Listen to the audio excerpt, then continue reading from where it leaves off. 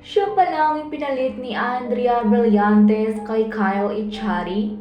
Hot topic at usap-usapan ngayon sa mundo ng social media ang bagong nagpapatibok umano ngayon sa puso ng kapamilya actress na si Andrea Brillantes. At hindi na nga ito bago sa marami dahil muli ay nalilink na naman si Andrea sa isang kilalang basketball player. Matatanda ang naging kilala na si Andrea dahil sa pagkahilig umano niya sa mga basketball player. Nagsimula ito nang makarelasyon niya ang PBA player na si Richie Rivero. Matatanda ang mainit na pinag-usapan ang kanilang relasyon dahil nag-umpisa ito sa isang public proposal ngunit nauwi rin sa iba't ibang intrika gaya nga ng laundry at third-party issue.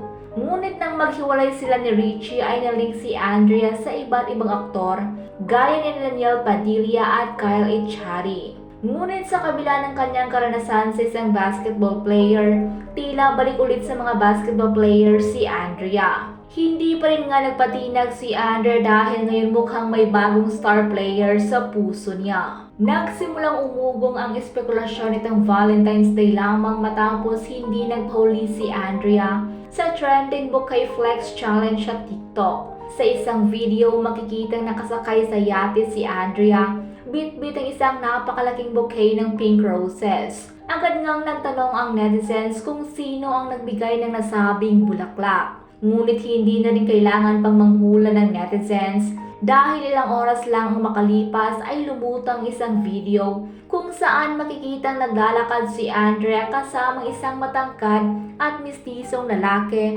na siya mismong may hawak ng bouquet. Kapansin-pansin ang kisig, kawapuhan at foreign features ng kasama ni Andrea.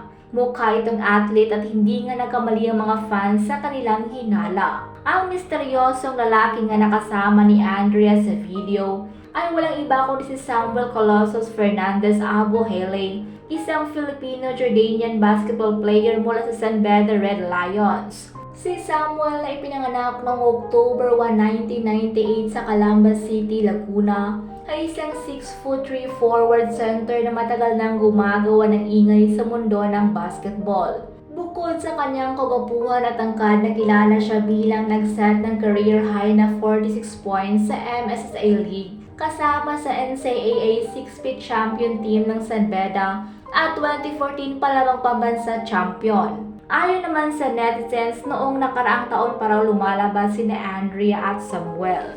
Di rin umano'y nagkakilala ang dalawa dahil sa best friend ni Andrea na si Bea Bores. Sa ngayon ay wala pa namang pahayag o komento si Andrea tungkol sa tunay na estado ng relasyon nila ni Samuel.